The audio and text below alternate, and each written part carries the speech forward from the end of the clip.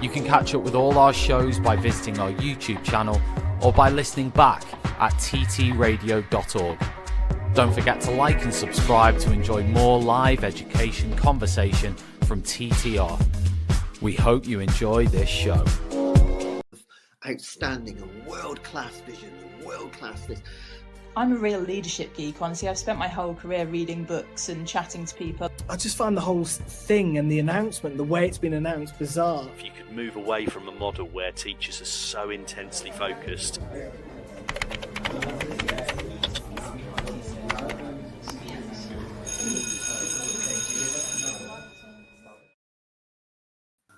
Hi, good evening, listeners. You're here with me, Louise Pickering. I'm here joined this evening in my fabulous guest, Rachel Bowers. We will be, hi, Rach. We will be talking all things leadership, hearts in the fray, do nice leaders finish last? Obviously quite a controversial topic. I have with me, as I said, one of my good friends, Rach. If you'd like to introduce yourself, Rach, tell us kind of like a bit about what you've done career-wise and where you're at the moment. Hi Louise, thank you for having me. So I am currently an assistant head in a very small independent school in Bedfordshire. I've done some senior leadership and some middle leadership roles over my 17-year career. My background is art teaching, but I've led art, dance, drama, food, media, film everything studies, apparently, science, technology, anything that falls into the other bucket, that would be me. So I've had a number of leadership roles across a number of different schools, including large multi-academy trusts, small individual schools, and now in an independent school. So a number of experiences with leadership, we shall say. Nice. It's a very varied career, isn't it? Yes, but I think most people's are. It's had a bit of a up and down line with a not quite upward overall trajectory. Don't try and say words you can't say when you're speaking to people who are listening. Do you know what? I feel like for viewers, we should be brutally honest about how much you followed me around in my career. Oh yeah, it's me following you. Yeah, that's definitely what happened. Because, I didn't get qualified first or be anywhere first. So. Hey, I was only 1 year behind you. So for viewers who are listening in, I actually first worked with Rach. She was in my first school in Milton Keynes. And was it 4 years we worked together? 4 years? I was only there 3.5 years. So I reckon it was only 2.5 years we were together there. And then obviously later on, you then followed me a few schools later, didn't you? Yeah, I stalked you to another school in Buckinghamshire where we were together for only a couple of terms at that one. It was good though. It was good. Okay, right. Well, lovely.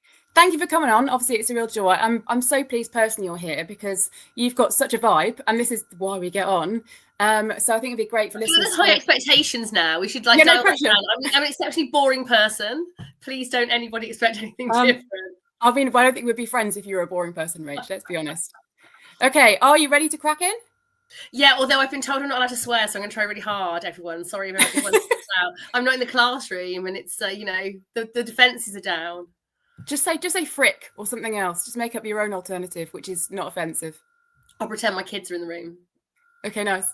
Okay, so let's launch straight in then, looking at leadership.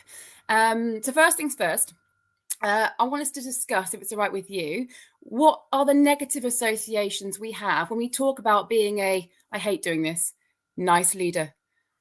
Oh, we'd like an air quote. I know, yes. Enjoy that. That's nice, isn't it? Nice people do things like this so they don't cause offence.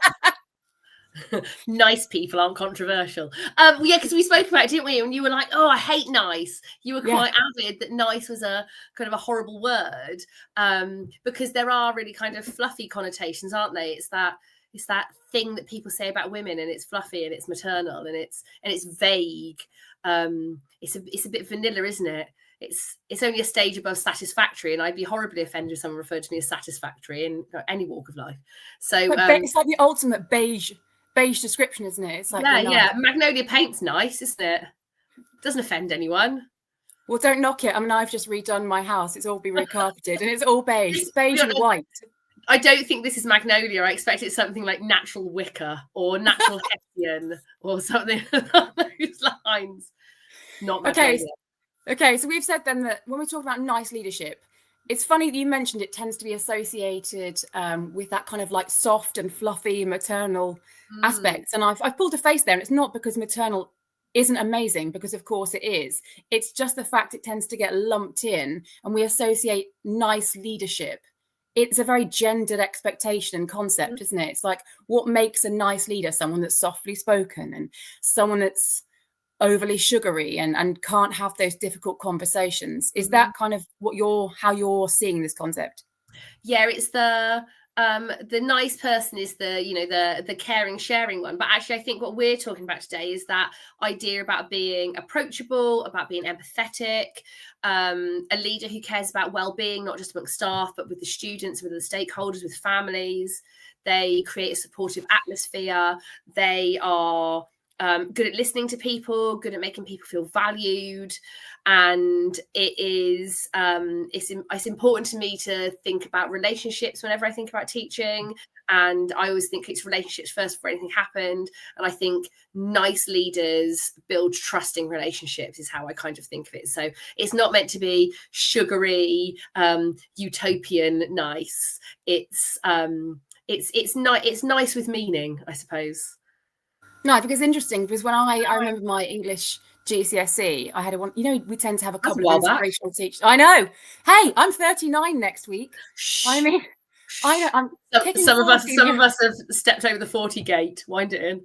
But yeah, taking it back to English GCSE, I had a really inspirational teacher, and she was like, "You will never, Louise, you will never use the word nice ever in an exam, because that just isn't specific enough." And I think that might be why this term is just so controversial, because I associate nice with that sugary, gendered concept of fluffy, can't have a difficult conversation. But it's interesting because your concept of nice is kind of more constructive, still assertive, clear and kind. Is that your interpretation? Yeah, I mean, I don't think that being a nice person or a nice leader means that you have to always be super liked either. So I guess we'll probably come on to stuff like this. So I think that, having strong values and strong morals is really important. It makes you a good person, and being a good person is generally a nice person. It's interesting how your teacher banned the word nice. I actually banned the word nice in my classroom. My students are doing any kind of artist analysis. They're not allowed to use the word nice. It's too vague. Like, what do you mean by nice? It's far too vague. Don't tell me you like it because it's nice. It's ridiculous. So I also banned that word. But in terms of thinking about myself as a person, I would like to think of myself as a nice person. Now, we did say tonight that we talk about anecdotes, and I do have one about being nice as a leader. I worked with somebody once who a piece of slightly obscene graffiti appeared in one of the kids' toilets about this particular leader. Well, they're always juicy, though. I know that's awful, because we shouldn't be welcoming graffiti, but sometimes they're really like comedy. Oh, yeah. And actually, I don't even remember what it said at the time, but I do remember this particular person's reaction to it. It was like they had made it. Honestly, it's like someone had given them a star on the Hollywood Teachers Walk of Fame. And they said something along the lines of, "Oh, you made it when people are writing rude things about you in bathrooms," as if being unlikable was a badge of honor. And I feel that that's actually really against who I want to be as a teacher and as a leader. And I would much prefer to be called nice, possibly slightly vaguely, than I would for people to dislike me on a really personal level. I don't think that's the way to build culture in a school at all. And that's interesting, because I think we're going to come back to this concept of building culture, because it's such a hot topic at the moment in education, as you know, but with good reason. But I'm going to hold off on that one. I'm going to come back to that, if that's okay. But I'm here for the anecdotes. I've got to try really hard not to name any names. I could shame a few. Oh, I could shame a few. Oh, no, Let's not get in trouble. Slate a load of other people. I did say to my boss that I wouldn't name her. She's actually quite nice, though. If she's listening. Hi. She isn't like you anymore. Okay, here we go. So that kind of leads us into something we were discussing before the show. One of the books that we're currently both immersed in, funnily enough, at the same time, is Kim Scott's Radical Candor. And I wanted to kind of get your take on it. There are so many interesting points throughout the book. And as I said, I haven't got all the way through, but I think she touches on the idea of having 4 quadrants of leadership. And this idea of actually one of the quadrants being ruinous empathy. And it kind of suggests that we can provide too much empathy, but therefore shy away from more of the difficult conversations. And it's actually a really difficult line to balance, or to find the line. Mm-hmm. And I kind of wanted to get your take on it. And if you have any fun, juicy person analogies that you want to share. Well, it's hard, isn't it? Because when you are a caring leader, when you are nice and you are interested in building good relationships and trust in relationships, you get to know people on more than just a professional level. So you do get to know the ins and outs of their stories. And, you know, tragedies hit people and people deal with them in different ways. And there are times where horrible things happen to people and it can put an absolute hole through their lives. And then that has a massive impact on what they do at work. But as a leader, your job is also to ensure the quality of what is going on in that workplace. And so I do think that ruinous empathy is possibly the case when you give someone more and more leeway, and you go, oh, you know, they're having an awful time, you know, let's just give them a bit of space, it'll improve. And actually you're sacrificing some chances of some kids by not stepping in sooner, not maybe having a difficult conversation where you have to put some support in place, or you have to work some variety of flexible working out because you don't want to harm further someone that you know is already hurting. And that's really difficult. It is really hard. I don't think anybody wants to be a leader or relishes being the leader that goes in and says, look, I know you're having a hard time, but here's a turd on top of it for you. It's that, or sometimes it's that dreaded conversation of here's a support or a coaching plan, pre-support plan. And whilst they're meant to be supportive, and you and I have had conversations about this in the past, you know, people you've experienced have gone on them and they haven't been supportive. And like you say, when it comes at a time when so much is going on in your life, or their life, and you're coming in and you're like, I know it's rough. I know it's been rough for a little while and it's probably taking a toll on you. But like you say, we do have to therefore consider, how are we best supporting you in the classroom in this profession? Because of course we need to support the member of staff, for the member of staff themselves, but also B, for the sorry, I'm going to move away from the microphone while I'm going there in the corner. Don't worry. Septemberitis out. Don't worry, viewers, we'll save her if there's a problem. But yeah, and at what point you then step in and say, well, this colleague needs support professionally and emotionally, but actually also for the students. And it's difficult, isn't it, as a leader, because especially if you work closely with that person, which most of us do, how you then broach that conversation, or at what point you even say, do you know what, this person is going through something really big. They have got a loved one that's poorly, or, you know, something is changing in their family. Like, at what stage is it acceptable to say, you've got this going on, how can we better support you? But when is it okay to have that conversation?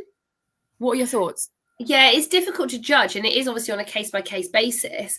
And those conversations have to be had, because kindness is necessary, but kindness can't then become a problem. You know, if you're just kind, not setting clear expectations of people, then there's passivity to that, isn't there? You're not taking action over something you need to take action about. What you need to do is still remain kind and still show sympathy for people, but you need to still set clear standards, and then that is principled leadership. And I think anybody who is a professional will understand and appreciate that, even if sometimes that takes time and reflection for them to understand and appreciate it. It's not always easy in the moment. Yeah, because it is difficult to know, isn't it? Especially when you, like I said, you work so closely with somebody, and teaching is a relational profession. I mean, it's difficult to say any professions aren't relational. Of course they are. But when we're in such tight-knit teams and we're all kind of united by the common cause of helping each other to help the students, the second somebody has something going on in their lives, the automatic instinct as a human being for a lot of people is to cuddle and to socially fawn and to kind of look after that person. Yeah, and it's like, it is essentially, it's care, isn't it? And good leaders, we're talking about this, do that. They do have the emotional intelligence to be able to say, do you know what, you need care first. You need space, you need someone to listen. And then if you then ask for support, we can then give you support. It's just really difficult to say, do you know what, it's now been 2 weeks or it's now been 3 weeks. And unfortunately, you know, we are seeing an impact on your day-to-day of your job. but we want to support you. But if you've got a colleague that's maybe had a more negative experience of things like coaching plans or even further down the line support plans, it then becomes a really prickly conversation to have. But you're quite right. We need to have them to support people, and they might not appreciate them at the time, but we've got different commitments. You know, we've got a commitment to the children and to families and to the other members of our teams, as well as that colleague.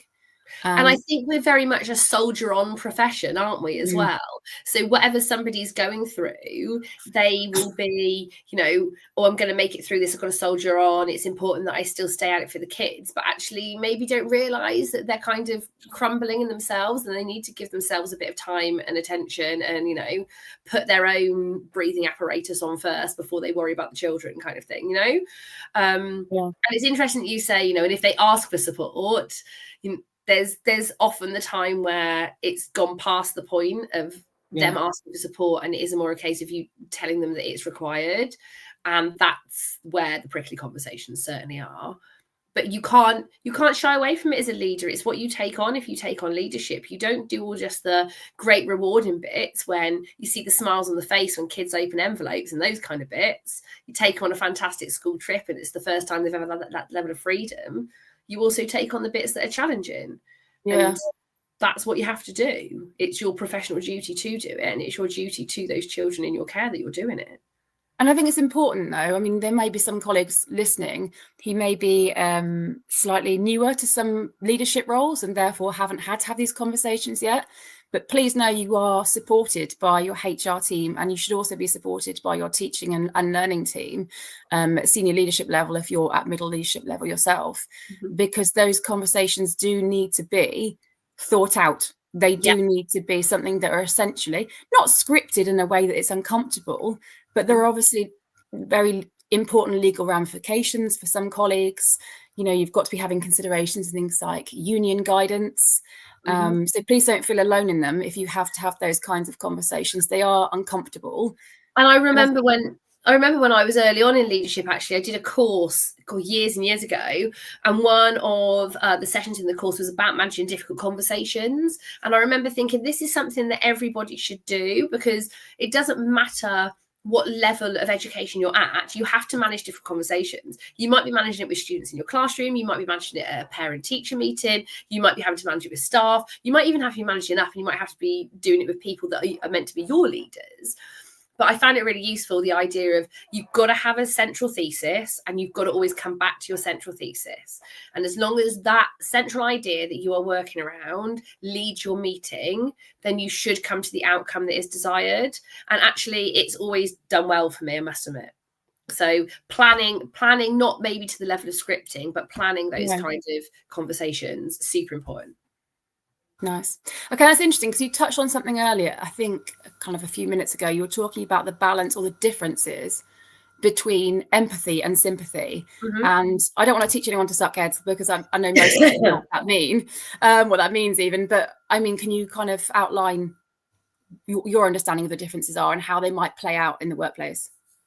I mean, yeah, to me, so sympathy is, you know, the ability to feel sorry for somebody, go, well, that's really sad that's happened to you. And empathy is your ability to put yourself in that position. You know, how would I feel if I was in that position? What would I do if I was in that position? And what would I want to be done for me and to me in that position? So as a leader, you do need to have the emotional IQ and the ability to be empathetic, because you do have to be able to understand how another person might be feeling. Now, sometimes that can go a bit far. I've been in a situation where I've been trying to get inside somebody's head and work out what's going to be their next move and what are they going to do, because they're not acting in a rational way. And actually, it's virtually impossible, because you can't be another person. So, like, don't put that pressure on yourself. It's going to go that far. But being able to understand a situation and think about how you would function in that situation is helpful generally, and important to the other person for them to feel understood. Okay. Interesting. Okay, probably is now a good time to just give a shout out to our generous sponsors. So this show is brought to you by Germs, and also in partnership by Septemberitis. but also, more importantly, in partnership with Hachette Learning, publishers of professional development books and resources that support great teaching and learning in schools around the world. So if you can, hop onto their website, order some books. I mean, we're discussing lots of different books in this show. Some we can mention, some we can't, but Hachette has lots of good ones for you to choose from. Okay, so we've so far touched upon what we think nice leadership is and the fact that we've got different understandings of it. We've talked about some of your juicy analogies. I hope there's more coming, no pressure. There are stories. You can keep the germs, though. You can keep, you can keep those. I'm going to fold behind me of complaints. Do you want me to read those ones? Excellent. So not my Christmas list. Sorry, say again? Not my Christmas list. No. Understandable. So we were talking to a couple of colleagues last night when I was putting together the show and thinking about the kind of aspects of this we wanted to explore. And a number of colleagues mentioned to me they'd been kind of looking a lot at Brené Brown's research. Are you kind of au fait with the kind of things that Brené talks about? No, fill me in. Okay, so she basically talks about the distinction, again, what we're talking about between empathy and sympathy, which is kind of why I've picked up at this point. But she agree with me? I mean, who dares to disagree with you? Yeah, I'm pretty terrifying, even though I'm nice. And this is something you mentioned earlier about here being kind. And kindness isn't this soft fluff. It isn't afraid to have the hard conversations. It's about saying, this is where we're at this point, and this is where we need to be. And have you got ideas and support along the way that can help plug that gap? And I think it's really interesting to mention because she kind of looks at things in a more emotionally intelligent way. And rather than just assuming that we should be sympathetic and just saying, oh, you know, woe is me or woe you. Yeah. It's more like, okay, how might you be feeling? And therefore, what's the next thing I should be saying in this conversation? You know, is it okay if I've got a colleague that's upset to then be like, oh, okay, let's keep powering through. And you've got a very upset colleague that's going to be shutting down emotionally and avoiding and not saying very much. So, I mean, what are your thoughts on clarity and the importance of that? Well, I was looking at some writing from the EEF and people like that. And I was looking at being evidence informed. We love that. I know. I was reading Ofsted. Anyway, so I was looking at things like about kindness and difficult conversations and that kind of stuff. And one of the things I came across was that supportive working environments, according to the EEF, supportive working environments are the most popular tool to attract teachers. So this idea of being empathetic and thinking about the individual needs of teachers and not just having this blanket approach and certainly not having a cold demeanour is important for recruitment and retention, which we all know is a huge crisis in every school up and down the land. As I said at the beginning, I work in a small independent school. It's a very attractive place to work. We have tiny classes. It's a really kind environment. We have very supportive parents. We have very high attaining kids. It's a really lovely place to work. And yet recruitment and retention is still difficult for us. So building the culture of kindness, I mean, I don't think that it's called that in our values, but approachable leadership, I think is super important. Wait, can I pause you there? That's interesting. How is it referenced in any of your places of work? Like because I know in education, we're talking about building and establishing culture and about strategies about how we actually do that. And for years, we've been talking about building ethos for students, and that then automatically de facto becomes part of the staff ethos. But it's interesting to hear how different schools do it with staff. I mean, what's your experience of building staff culture? Yeah, it's something that is implicit rather than explicit, I would say. It's not something that we've kind of specifically said, you know, here's our kindness charter. Everybody sign it and draw a little love heart over any eye on your name. It's not like that because people are cynical, aren't they? And they're like, oh, clearly I am. And it's a bit fluffy and a bit nice. But I think it is quite often driven through the ethos expected of students. And one part of our ethos is to be considerate. And that comes in many forms, doesn't it? It is understanding how other people feel and how other people maybe don't function the same way as you in terms of students, that not everybody learns the same, and to be considerate of how different people learn, to be considerate of the impact that you will have on other people's learning and the environment around you. And that applies to staff and to adults as well. Being considerate with one another in the workplace and creating something harmonious to come into in the place where you spend more time than you do with your family is really important. So out of all the schools, I know we're not naming names of schools or anything, but out of And all when we go out of all the schools, it's like I've worked up and down the land. well, I I'm mean, not I've like worked in I'm Fray. not How like many a people 20 know? minutes and jump ship kind of person. Be nice, you. It's because I'm obviously a grade A flight risk, so I assume that everyone else is. And I'm not, though, actually thinking about this. I'm not a flight risk. I go wherever I feel valued. And I know, and I think you're the same. And I think this is what we Do you go one of wherever many there's supportive reasons. working environments because they are Yes. the most popular tool to attract teachers? Yes, that's exactly what I said in my interview. Talk to me about your supportive learning and work environment. But it is that, though, isn't it? It's like, do I love working here? And I had a conversation. Actually, the nicest thing happened last week. I was having a couple of down days. I mean, I had a migraine. The MPQSL assessment was kicking my butt, as I think the MPQs were kicking a few people's butts. I did the leading teaching one. A couple of did years you? ago. My sister did that one. I It was don't know that I quite need good, to do apparently. anymore. I need to stop putting my hand up and saying yes.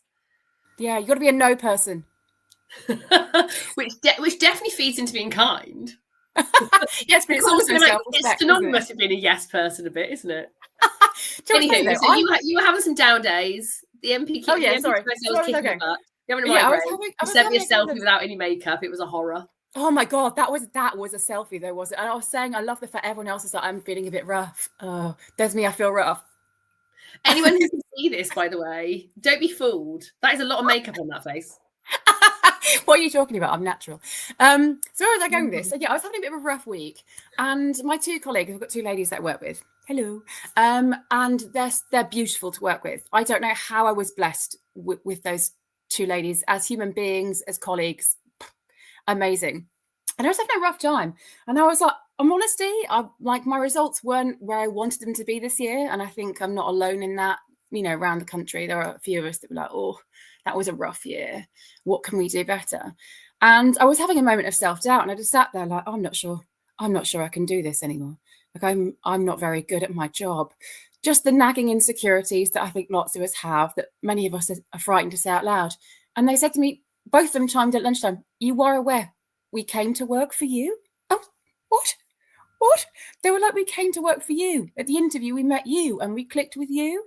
And I'm like, oh my God, like I didn't see myself like that, but thank you. That's one of the most kindest things I think I've ever been told in the workplace, that people actually It's relationships before anything else.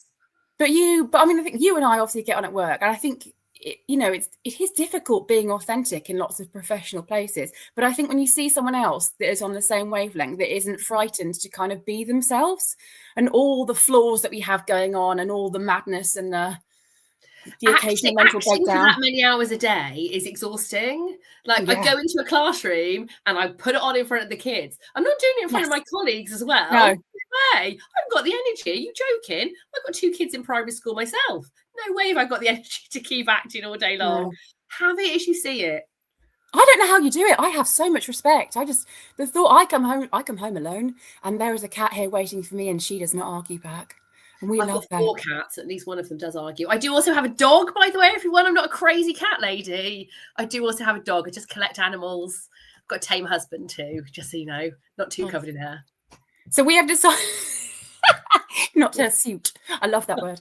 So we have decided then that actually the workplace is really important when it comes to things like recruitment and retention, because they will literally be the things that make or break it. I mean, I don't know about you, but I have been on a couple of interviews where I've done that pre-interview walk around just to ascertain if I even want to apply. And then I always go and visit first. Yeah. If you can, always go and visit first. Sometimes it's logistically really hard to work it out, but always go and visit first if you can. Absolutely, 100%. It's like the pre-interview for the people that are interviewing, isn't it? If you're interviewing them, they just don't know it. Oh, the dog and pony show that goes on an interview day is not real life. Although I must admit, once I went on an interview. I went on an interview once, and I was on maternity leave while I was being interviewed, and the person who was interviewing me, an executive head teacher, went, "Oh, you're one of those breeders, are you?" I'm sorry, you what? Called me a breeder. I was like, yeah, but I've just had the 2, one to replace me and one to replace my husband. I hope that's all right. How do they make it sound so clinical? They make it sound like you're some kind of operating farmyard. Are you one of those breeders? Yeah, I couldn't believe it. I thought it was hilarious. Like, wow. You know the establishment, by the way. Okay. She's going to be trying to Wow. fatten it out now because I'm not allowed to name names. No, but I just the fact that people feel that they can say these things legally, let alone socially, it is. I mean, it goes back to emotional intelligence, though. Some people think they're really funny, and actually they come across really rude. Maybe that's me. I don't know. Maybe I'm not as emotionally intelligent as I thought I was.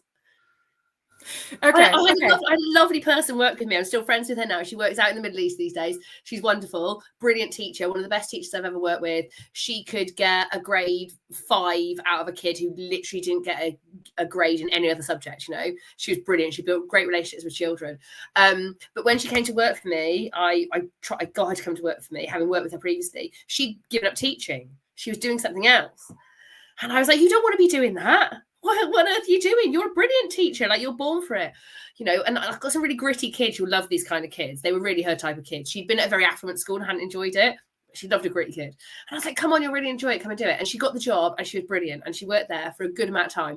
And then she was moving out to the Middle East to go and work tax-free. It's very attractive. I don't blame you in the slightest. My cousin's out there and one of my best friends. It's very handy. Yeah, I mean, yeah. Oh, you were there recently, weren't you? I was there. Yeah, I'm going again in Feb. Like, I've already booked flights. Look at my skin. I'm not made for the heat, but it was lovely nonetheless. And at her leaving speech, she was like, "Oh, I've given up with teaching." But then Rachel rang me up and said, "Come and work for me." And you don't say no to Rachel because she's terrifying. I was like, I'm not terrifying. I'm the least terrifying person I know. What are you talking about? Apparently, I'm terrified of some people. Well, I'm not terrified of you, but then again, both of us can like hold our ground with the literally. Yeah, you're terrifying. That's what it is. What is it? These eyes, like it's yes, it's getting that close to the camera. It's that and the selfie. The crazy eyes. Okay, anyway, let's bring it back. Maybe we label ourselves as nice people and kind people, but to other people, we're terrifying. I do think it was tongue in cheek, by the way. I am good friends with her now. I still see her when she comes back. Right. I tried to catch up with her when I was in Dubai, but I was far too busy at a cat cafe. Oh my God, I've never been one. I actually do need to go to one. Okay, right. Yeah, it's like being in your own house, but with more cats.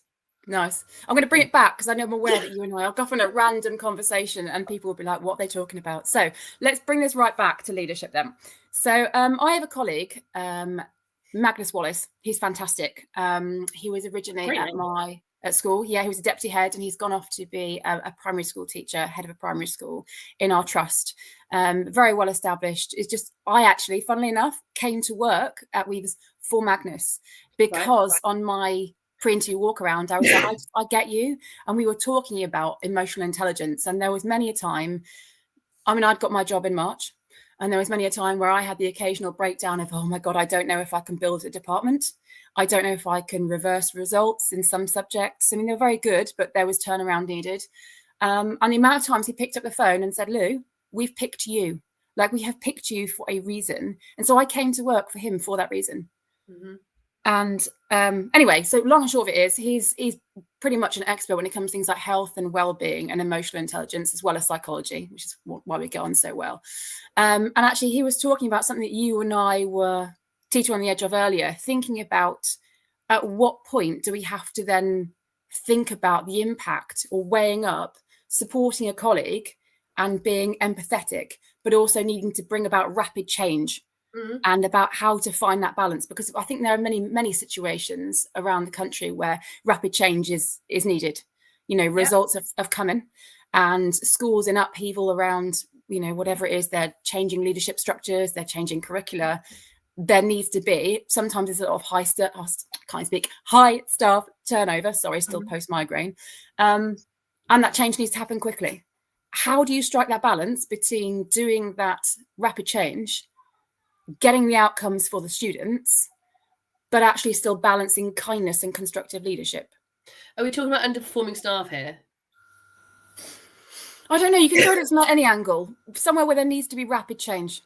And obviously, inevitably, that's going to impact the students. Yeah, I mean, and it sounds like underperforming staff, and unchecked underperforming staff can absolutely harm pupil outcomes.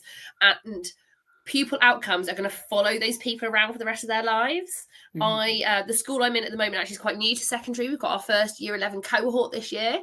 And I've talked to them about the importance of making it your priority just for the next 8 months. Like, it seems like forever right now when you're a teenager. But I say, you know, this is going to follow you around for the rest of your life. I'm in my 40s. And if I apply for a job, I have to tell them what I got in my GCSEs. You know, we're talking about the year 2000, and I'm still having to write down what I got for those GCSEs. So it's important to make it priority. And if you've got underperforming staff, it is going to affect those kids, and then that's going to follow them around. And that has to be checked. You can't let that slide. It's not possible.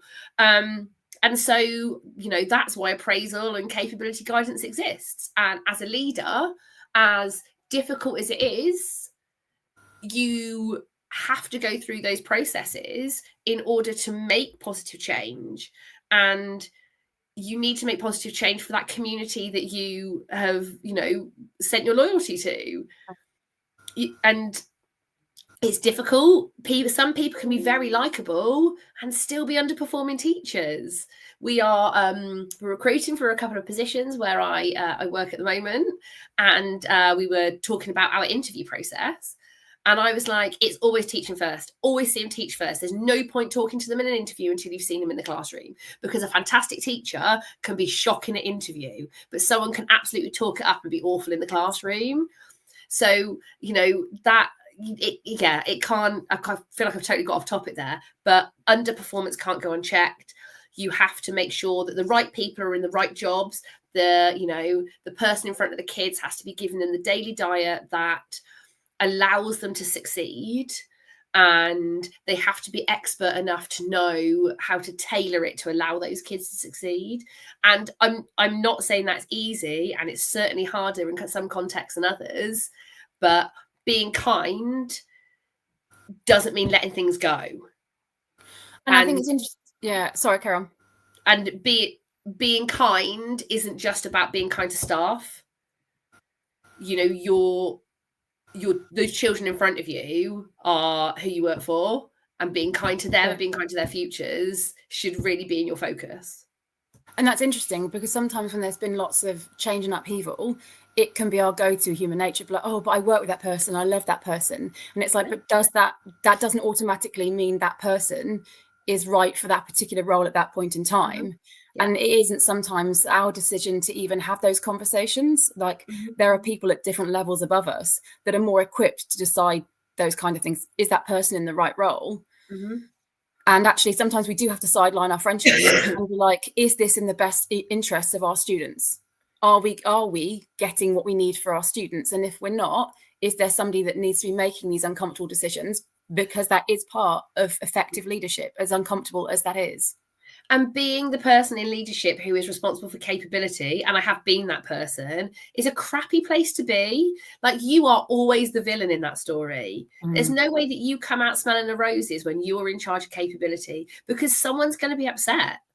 And they're going to be upset because they're disappointed with themselves and their own performance, or they're going to be upset because they can't hold themselves accountable, or they're going to be upset because they think you're being unfair in some way, and they're going to call in the unions.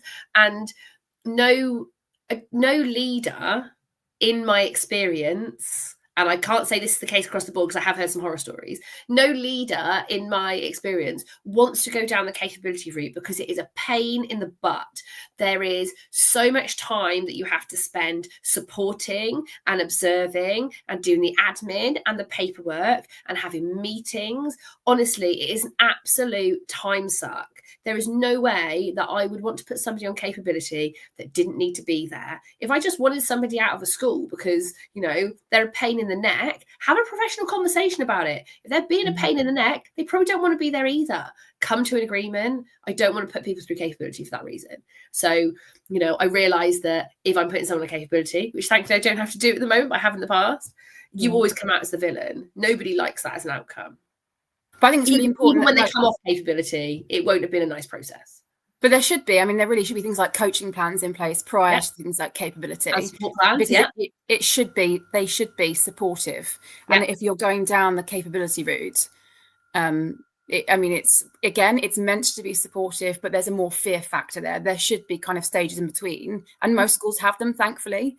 And like you say, it's really important that you have people that actually are effective leaders, that know where that line is of, I am empathetic, I am here to listen and support, and I am going to deliver this conversation in a way that is supportive.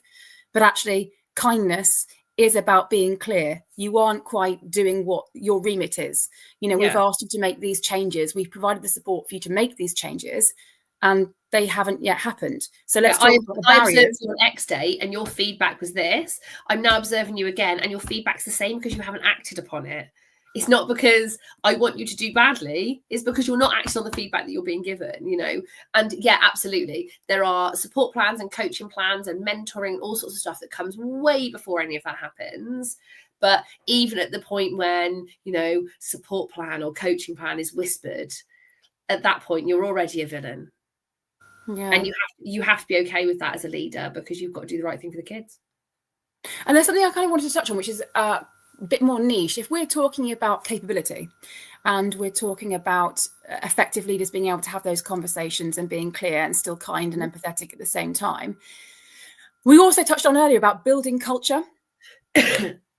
How do you go about building positive culture? Because it's something we're talking about a lot, and we've just talked, you've mentioned the EEF and the guidance about building a positive working environment, and that's the biggest thing when it comes to recruitment and retention. How do you actually build a culture? Should it be something that you mentioned that in some of your schools has been more implicit? Should this kindness culture be more explicit at both staff and student level? And what are the actual strategies? Because it's a lot of waffle, I feel like. And I've had the privilege of having a lot of leaders come in to my school and actually talk about tangible strategies. And I wanted to get your thoughts. What could we actually do to build a supportive culture where there is kindness and it is embedded? Yeah, it's difficult because a lot of it is about personalities and how personalities work together. You know, the more people you work with, the more likely you are to find your tribe, but equally the more likely you are to come across somebody that you don't really gel with as well. And that obviously causes difficulties. I've never worked in a school where kindness has been this explicit thing that has been talked about and expected. Generally, it's just been, you know, we're all adults and we're all professionals and we all know how to treat each other. And I would say 90% of people I've worked with are kind people. Their heart's in the right place. Even if they're not the most effective teacher in the world, they are nice, good people. There are very few people that I've worked with who are unkind and deliberately unkind and vengeful and vindictive, but I have worked with those people as well. I think a concern for well-being is really at the root of it. We have a well-being day at our school. You know, you can have a day off in the year. You can book it as and when you want. Yeah, which is lovely. My friend of mine got married on a Friday this year, and I took my well-being day so I could go to a weekday wedding. And because everybody gets one, then everybody's happy to cover for people when they take theirs. It's pretty cool like that. We also have stuff that's not structured, so we're a through school, but the secondary is quite small. We like to do a wellbeing Wednesday, so we all bring something in and we'll have a shared lunch. It's usually cheese, so obviously. More often than not, it's Cheese Wednesday, but that makes everyone happy. And those kind of things show that we've actually built really good relationships with each other, that we all kind of like muck in and do that kind of stuff, that we all clearly find that quite important. But then I guess at the root of that is then being good at recruitment, because if you recruit the wrong person, they can absolutely blow a missile through your entire team. I've had that experience before, someone who seemed like spot on at interview, and then within a couple of weeks, the cracks have really started to show, you know, and then you work with someone who's not pulling their weight, that puts a lot of pressure on other people and then creates animosity, and then that leads to people being unkind. So I think maybe careful and considered recruitment is super important. Very hard to do in an environment where sometimes you just have to take the person who's applied, you know. So it's easy. Sorry, do you mind if sorry, just cutting you off there. I'm dying. I've got a point. It's interesting actually, because I know we talk about kindness being implicit, but I feel like I'm slightly controversial here. Maybe it feels cringy to do, but I feel like actually sometimes for kindness to be a meaningful, effective strategy, many of us would benefit from building that into things like our school vision, and not just for the students. I mean, building it into aspects of everything that staff do. And whilst we cringe, I think some of us, I mean, I automatically cringe about it because aspects of me are like emotionally avoidant. I found out this about myself. Actually, the amount of times when people have said to me, Louise, that was someone said to me last night, that was a really kind thing that you said. And I'm like, oh God, I've been called kind. It's so uncomfortable. But the more you also don't like a compliment, though. No, I don't. I really struggle. I need them because I'm deeply insecure, but I really struggle with them. But then you have to like brush them away. Like, no, you can't possibly do that. Yeah. But I feel like sometimes for that to work, it has to be something that's strategized, and it has to be something that is consensual at staff level, because I don't think we can ask our students to be kind if staff haven't actually properly mastered it. And I think it's nice. They witness unkindness, yeah. Yeah, and I think you're right. I think most people that, from my experience, that go into the profession, we're all there for the same thing. I mean, a couple of people are like, I just want to hold off until I retire, or I'm just doing this because there's nothing else I really want to do. But I think most people in teaching that I know of, we're all dedicated to the same cause, to equity, to making a difference, to plugging that gap for students. Yeah. But I feel like there are times when you say, I get it wrong. We all get it. I know, shock horror. I get it wrong. I get it wrong a lot. And I think actually, when there are structures in place to support you to have the right kinds of conversations, you find yourself being kinder because you're more thoughtful and more reflective. Mm-hmm. So you have, conversations that are less bulldozy. I have to often go away and think, hey, Louise, you can't just say that as it is. Your neurodivergent black and white brain is going to sound offensive out loud. And so I have to be supported in saying, actually, I need to have this difficult conversation with somebody. But if there's a support system in place, and that whole structure of our staffing system has been built around having effective conversations, kindness always being at the root, well-being always being at the root, then it becomes easier to have those conversations. And whilst it's cringy to say this is kindness, it's really difficult to then, I think, to rely on things being implicit. There needs to be something, particularly at top level, where we're like, this is how we're actually tangibly going to inbuild the language and the culture in our staff as a team, in the separate teams. What are we going to do on CPD days? How is that going to thread through? What kind of language will we allow between our staff? What kind of, I remember that you and I, when we first worked at our first school, I made the mistake of saying, I think in my NQT year, that students were challenging. Woo! Don't say things like that at school. Woo! I was shouted at. That'd be a you problem. As I was 22 years old and I was shouted at. Oh my gosh, I still remember that. But again, it's about saying this is the language that we're going to use. And it's the language behind that builds the structure and the culture. And it needs to be a committed effort. And we all need to get through the cringe of saying this is what kindness is. It isn't fluff. It isn't softness. It's constructive leadership that people are supported with things like training. Sorry, I feel like I've gone off on a...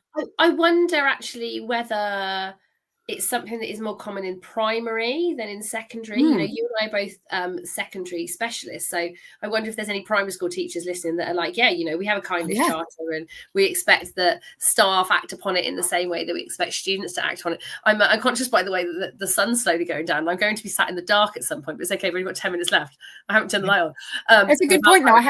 I'm in my ignorance, like you said, I'm a secondary specialist. So by all means, primary specialists, let us know your thoughts.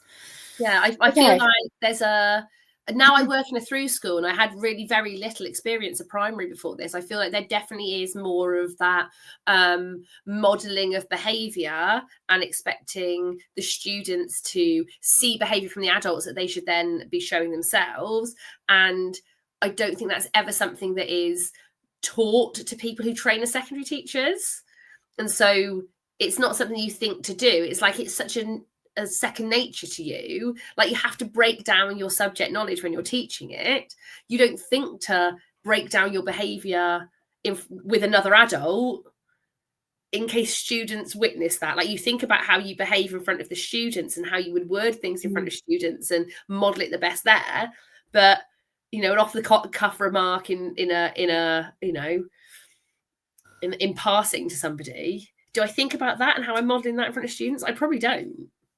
But I think, like you say, I think we do. I think we need to, don't we? We need to literally be saying, okay, this is the behaviour that we're modelling to students. We can't ask students to have a culture if staff don't have one, and staff can't have one just on token insets or just the occasional be kind conversation. Like, what does that actually mean? Like, what is the evidence behind culture? And I'm blessed that I have so many colleagues on LinkedIn, like I said, like Leica Sharma, Dr. Jill Berry, talking about what culture is, but tangibly, how do we bring that in? So thinking about Amy Edmondson's psychological safety, how? Like, we need tangible. It just needs to not be a conversation. It needs to be something we're doing. I kind of want to take this conversation in a slightly different direction, if that's okay.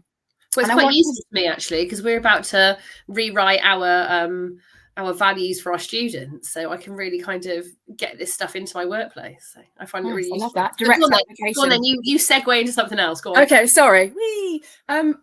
Neurodivergence. This is obviously something I'm hot on, because we have been talking about neurodivergence for students and how we lead with kindness with our students, how we teach with kindness, things like zones of regulation, how we understand their needs, how we accommodate and celebrate those.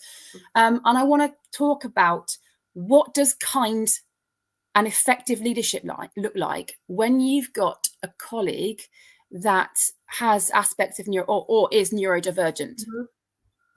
And in fact, as someone who's neurotypical, it's something that's quite difficult to think about, but nothing's a one size fits all. And I have gone back a number of times saying, it's about relationships and the ability to build trust, and that is done on an individual basis. So understanding the individual is super important, regardless of whether they are neurodivergent or not. Understanding how somebody likes to be led, how conversations hit with people, how level of detail might be used to some and strategic overview might be used to others, how sometimes things need to be made very clear and very black and white, and you can't let stuff slip through the gaps with people. It's having good relationships and understanding the individuals that you're leading in order to lead them effectively that is important. But I'm not the neurodivergent one, so it's probably better you tell me.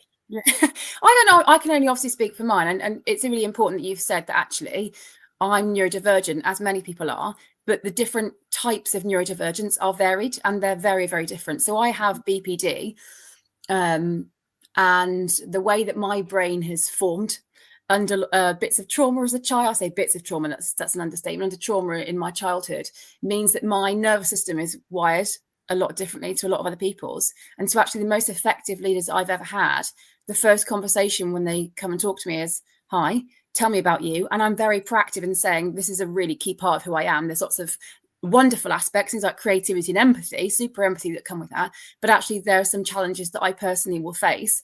And you have to be quite clear, as somebody being led, this is how I do or don't work. And the most effective leaders will have that first conversation will be, talk to me about yourself. How do you like to be led?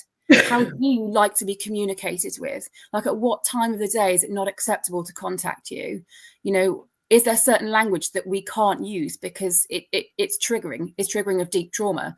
And for me, that's where effective, kind leadership is. It isn't about being fluff. It's about listening and then responding to your needs effectively. It's not hearing, it's not asking for a conversation, like, how are you feeling? Oh, we ought to have a coffee one day. No, it's how are you actually feeling? If it's not okay, talk to me. What do you need? And be clear, what is it you actually need? And a lot of us are quite comfortable. I think a lot of humans are quite comfortable in saying, this is actually what I need. Can you provide it? And good leaders will then go away and reflect on it and be like, yes, I actually can provide this. I may need some support providing it, but, supporting each other to support each other. But it's about having that open dialogue and being comfortable to say, I am neurodivergent.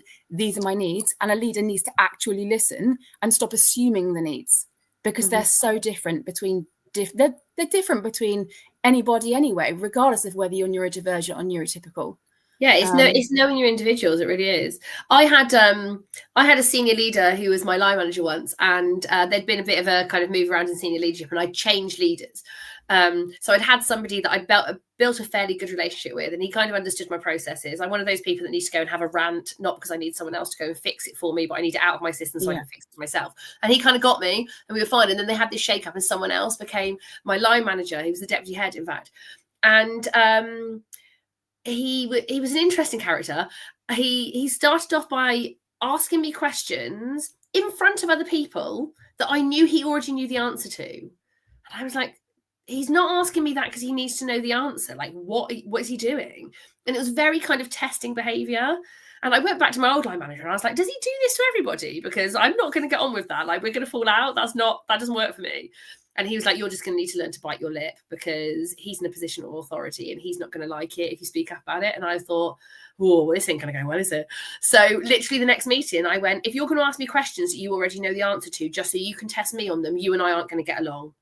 And he was like, oh. And he got all really like flappy and funny. Oh, well, should I also be referring to you by your formal name? And I was like, no, but treat me like somebody who knows what I'm talking about. Like, read the room. Yeah. And actually after that, it really cleared the air and he was much better a leader and we got on absolutely fine. So, you know, it's not just knowing who you're managing, but it's also telling the people who are managing you what works. And yeah, maybe I'm a bit blunt and belligerent about it, which could sometimes backfire. But in that particular circumstance, I was told it was going to, and it didn't. But that's also interesting because we were talking about actually the responsibility of a leader to be kind.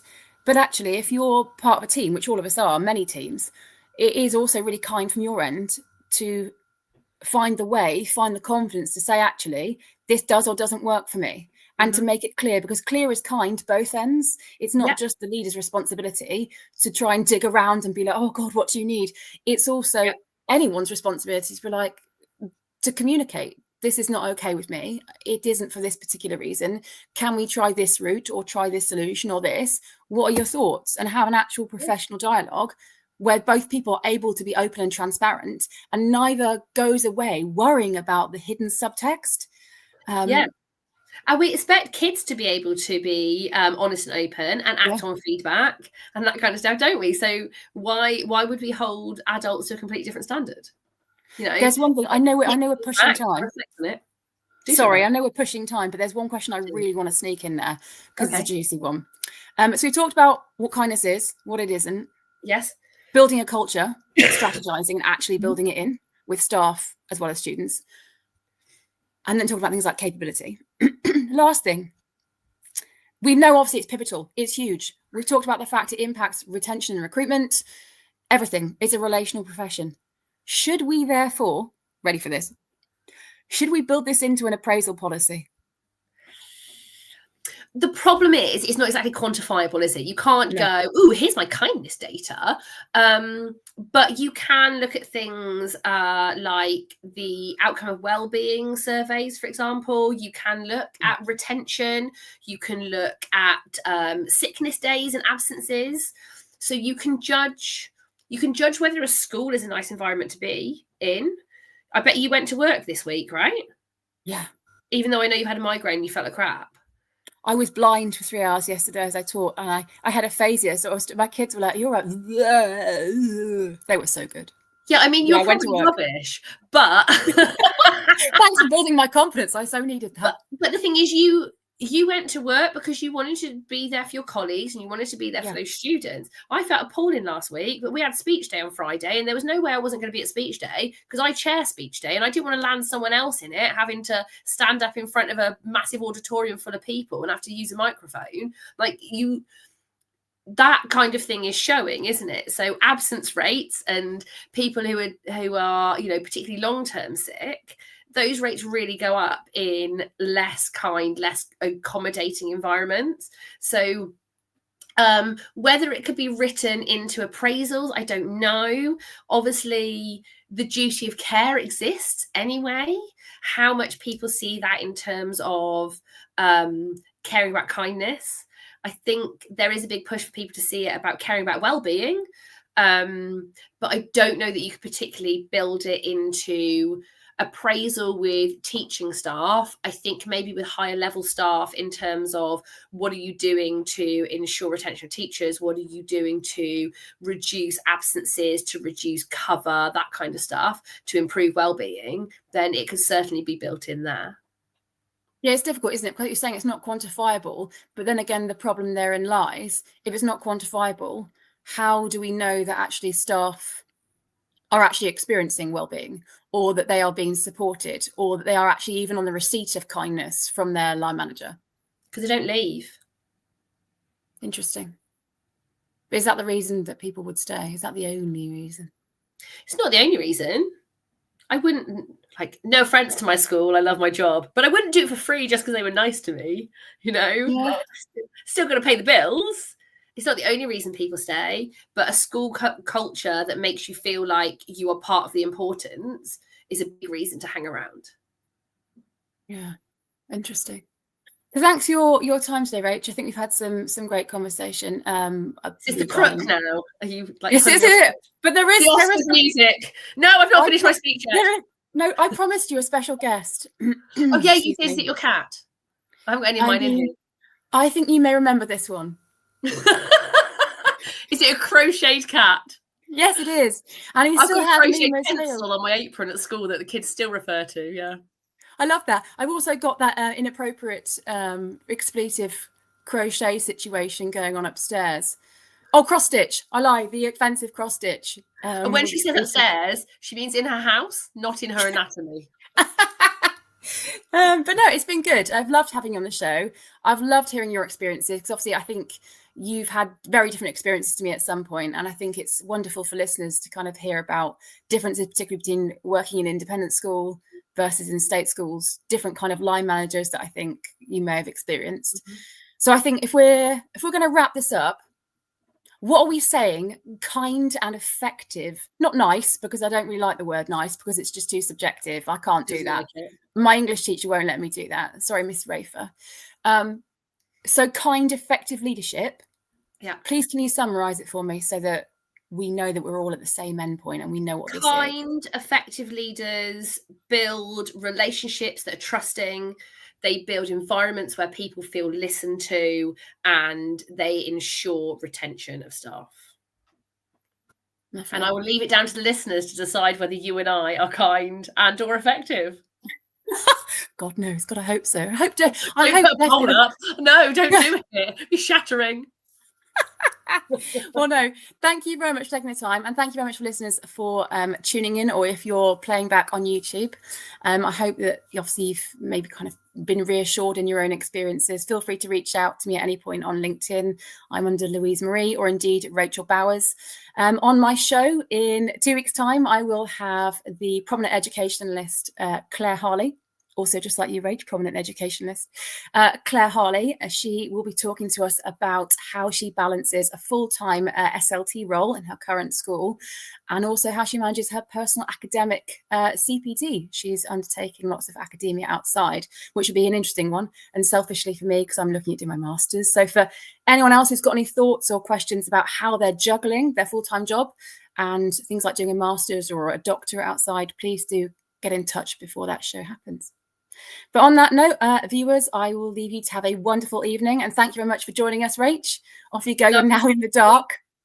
I know, it's gradually getting dark. It's the light of my computer. It's like Halloween. Excellent. Right, well, have a lovely evening, everyone, and we will see you later. Bye. Outstanding, a world-class vision, world-class this.